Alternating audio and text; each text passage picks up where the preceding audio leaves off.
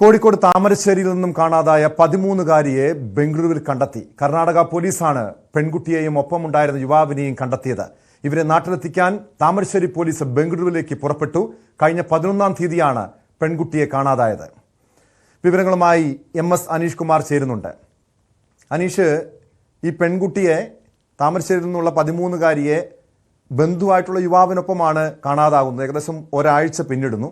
ഈ ഒരാഴ്ച കാലയളവിൽ, അതായത് നമുക്കറിയാം മലപ്പുറം തിരൂരിൽ നിന്നും 2 പെൺകുട്ടികളെ കാണാതായി മണിക്കൂറുകൾക്കകം പോലീസ് അവരെ കണ്ടെത്തിയിരുന്നു. പക്ഷേ എന്തുകൊണ്ടാണ് ഈ താമരശ്ശേരിയിൽ നിന്നും കാണാതായ പെൺകുട്ടിയെ കണ്ടെത്താൻ ഇത്രയും ദിവസങ്ങൾ വേണ്ടി വന്നത്? പ്രത്യേകിച്ചും ബംഗളൂരുവിലുണ്ട്, കേരളത്തിൽ നിന്നും പ്രത്യേകിച്ച് താമരശ്ശേരിയിൽ നിന്നും അത്ര വലിയ ദൂരമല്ല ബംഗളൂരു. പോലീസ് വേണ്ട രീതിയിൽ ഈ പെൺകുട്ടിയെ കാണാതായ ബന്ധപ്പെട്ട കേസിൽ അന്വേഷണം നടത്തിയിരുന്നില്ലേ?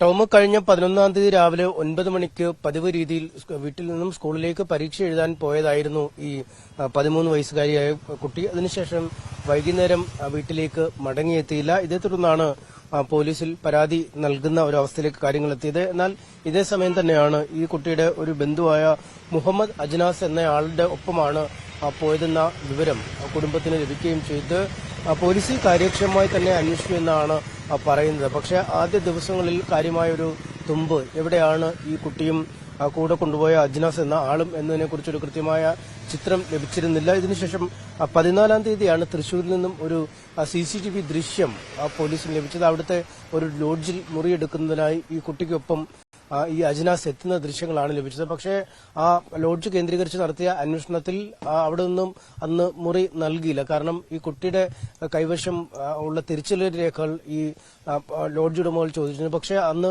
ആ തിരിച്ചറിയൽ രേഖകൾ കൈവശമില്ലാഞ്ഞതുകൊണ്ട് തന്നെ അവിടെ മുറി എടുത്തിരുന്നില്ല. അതുകൊണ്ട് അവിടെ നിന്നും അവർ പോവുകയും ചെയ്തു. എന്തായാലും തൃശൂരും സമീപ പ്രദേശങ്ങളും കേന്ദ്രീകരിച്ചൊക്കെയാണ് പിന്നീട് പോലീസ് അന്വേഷണം നടത്തിയെങ്കിലും പിന്നെയും അവരെക്കുറിച്ച് യാതൊരു വിവരങ്ങളും ഇല്ലാത്ത അവസ്ഥയിലേക്ക് കാര്യങ്ങൾ എത്തി. ഇതിനുശേഷമാണ് കർണാടകത്തിൽ നിന്നും ഇത്തരം ഒരു വിവരം ലഭിച്ചത്. കർണാടക പോലീസ് താമരശ്ശേരി പോലീസിനെ ബന്ധപ്പെടുകയായിരുന്നു. നേരത്തെ ഇതുമായി ബന്ധപ്പെട്ട എല്ലാ ഇടങ്ങളിലേക്കും ഈ കുട്ടിയുടെ ഫോട്ടോ അടക്കം അയച്ച് ഒരു അന്വേഷണം നടത്തി വരികയായിരുന്നു. അപ്പോഴാണ് കർണാടകത്തിൽ നിന്നും ഒരു വിവരം ലഭിക്കുന്നത്. ഇത്തരത്തിൽ ഈ താമരശ്ശേരിയിൽ നിന്നും പോയതെന്ന് കരുതുന്ന കുട്ടി ഒരാളോടൊപ്പം ബംഗളൂരുവിലുണ്ട് എന്ന് അറിയിച്ചത്. ഇതേ തുടർന്ന് പോലീസ് ഇക്കാര്യം ഇവിടെ നിന്നുള്ള ഫോട്ടോയും വീഡിയോയും ഒക്കെ അയച്ചു കൊടുത്ത ശേഷം ഈ ദൃശ്യങ്ങളിൽ ഉള്ള ആൾ തന്നെയാണ് ഇതെന്ന് സ്ഥിരീകരിക്കുകയായിരുന്നു. ഇതിനുശേഷമാണ് താമരശ്ശേരി പോലീസ് ബംഗളൂരുവിലേക്ക് പോവുകയും ചെയ്തത്. എന്തായാലും നിലവിൽ നടപടിക്രമങ്ങളൊക്കെ പൂർത്തിയാക്കി ആ കുട്ടിയുമായി താമരശ്ശേരിയിലേക്ക് വരുമെന്നാണ് പോലീസ് അറിയിച്ചിരിക്കുന്നത്. കാരണം ഈ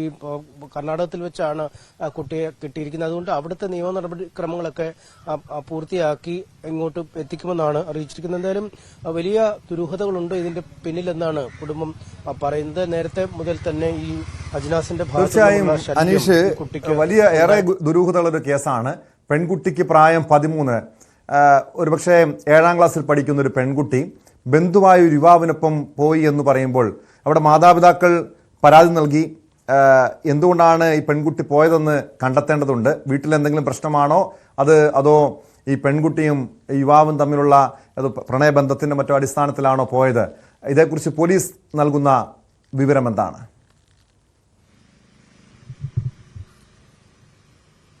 അക്കാര്യത്തിനെ കുറിച്ചടക്കം വളരെ വിശദമായി പരിശോധിച്ചു വരുന്നു എന്നാണ് പോലീസ് പറയുന്നത്. ആദ്യ ദിവസങ്ങളിൽ ഈ കുടുംബം പോലീസിൽ പരാതി നൽകുമ്പോഴും മാധ്യമങ്ങളോടൊക്കെ അടക്കം പ്രതികരിക്കാനില്ല എന്നൊരു നിലപാടാണ്. നമ്മളൊക്കെ അടക്കം ബന്ധപ്പെട്ടപ്പോൾ പോലീസിൽ പരാതി നൽകിയിട്ടുണ്ട്, പോലീസ് ഇക്കാര്യം അന്വേഷിക്കട്ടെ, മറിച്ച് മാധ്യമങ്ങളോട് ഇക്കാര്യത്തിൽ വിശദീകരണം നടത്താനില്ല എന്നൊരു നിലപാടായിരുന്നു ആദ്യ ദിവസങ്ങളിൽ കുടുംബം സ്വീകരിക്കുകയും ചെയ്തത്. കാരണം ഇത് ബന്ധുവിന്റെ ഒപ്പമാണ് പോയിരിക്കുന്നത്.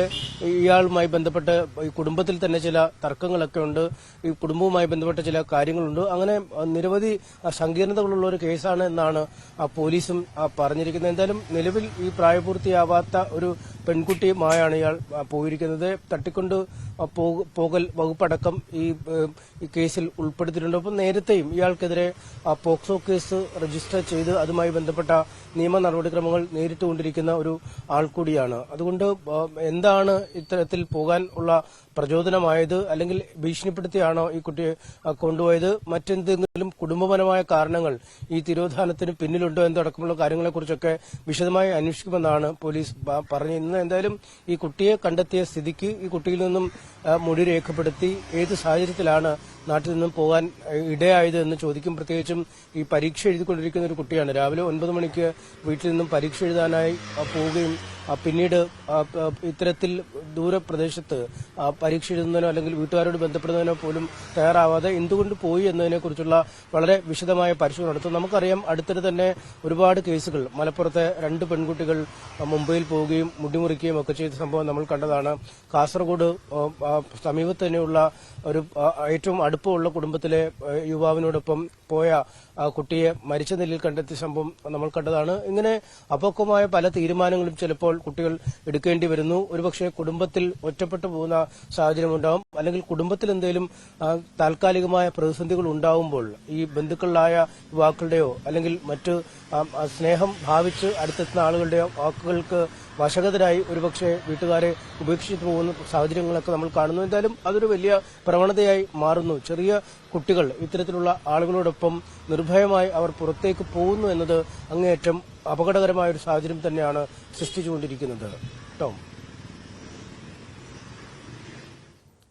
യെസ്, കോഴിക്കോട് നിന്ന് MS അനീഷ് കുമാറാണ് വിവരങ്ങൾ നൽകിയത്. അനീഷ് സൂചിപ്പിച്ചതുപോലെ ഓരോ സംഭവങ്ങൾ ഈ സമീപ ദിവസങ്ങളിൽ പുറത്തുവരുന്ന കാസർകോട്ടെ 16-കാരിയുടെയും 43-കാരനായ അയൽവാസിയുടെയും മരണം, ആത്മഹത്യയുമായി ബന്ധപ്പെട്ട കേസ്, തിരൂരിലെ പെൺകുട്ടികളെ കാണാതായ കേസ്, കഴിഞ്ഞ ദിവസമാണ് കൊല്ലത്ത് നിന്നും ഒരു പ്രായപൂർത്തിയാകാത്ത പെൺകുട്ടി, 10ാം ക്ലാസ്സിൽ പഠിക്കുന്ന പെൺകുട്ടി മലപ്പുറം തിരൂരിലേക്ക് വീട്ടുകാരുമായി പിണങ്ങി തിരൂരിലേക്ക് ട്രെയിനിൽ യാത്ര ചെയ്ത് പിന്നീട് പോലീസ് കണ്ടെത്തുന്നത്.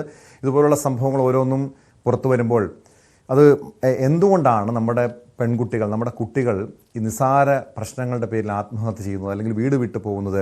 ഇതൊക്കെ പരിശോധിക്കേണ്ട വിഷയമാണ്. ഒരുപക്ഷെ മാതാപിതാക്കൾ ഈ കുട്ടികളെ വേണ്ട രീതിയിൽ കേൾക്കാത്തതായിരിക്കാം, അവരെ മനസ്സിലാക്കാത്തതായിരിക്കാം ഇതുപോലുള്ള പ്രശ്നങ്ങൾ തുടർച്ചയായി ഉണ്ടാകുന്നതിന് കാരണമാകുന്നത്.